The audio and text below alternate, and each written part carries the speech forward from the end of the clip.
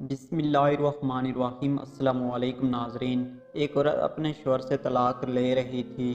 اس کے 2 بچے بھی تھے۔ عورت کے وکیل نے سب کچھ تیار کر لیا تھا، صرف اس کے خاوند کے دستخط باقی تھے۔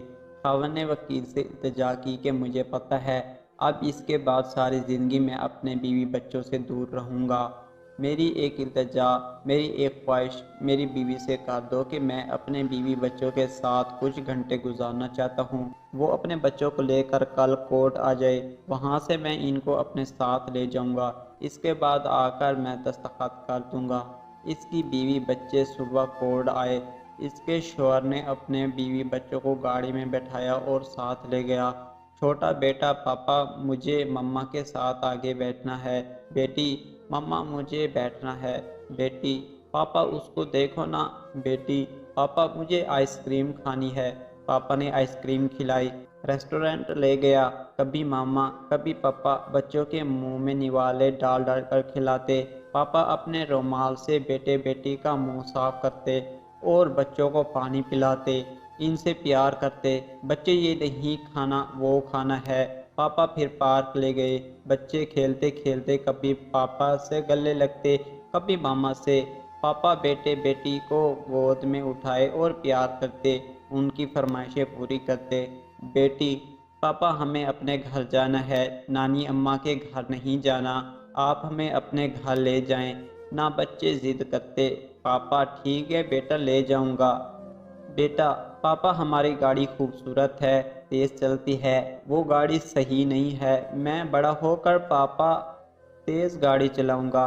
پاپا آنکھوں میں آنسو لیے: ٹھیک ہے بیٹا چلا لینا، جب بڑے ہو جانا۔ کافی وقت نکل چکا تھا۔ وکیل بھی بار بار فون کر رہا تھا کہ کورٹ بند ہونے والی ہے، آپ واپس آ جائیں، پھر مجھے بھی جانا ہے۔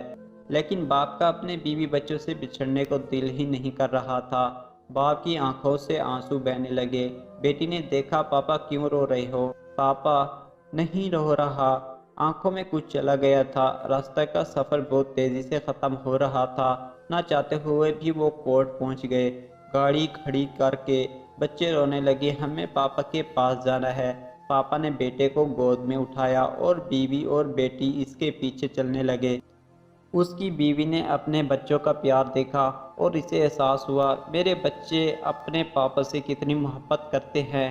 بچوں نے کہا: یہ ہم کہاں جا رہے ہیں؟ یہ ہمارا گھر نہیں ہے، ہمیں اپنے گھر جانا ہے۔ پاپا: بیٹا ابھی چلتے ہیں، تھوڑا کام ہے۔ وکیل کے کمرے میں پہنچتے ہی وکیل نے کاغذات پر دستخط کرنے کو کہا، جس پر بیوی نے وکیل سے کہا: مجھے اپنے شوہر سے طلاق نہیں چاہیے، میں اپنا کیس واپس لیتی ہوں۔ جس پر شوہر اور بیوی خوب روئے۔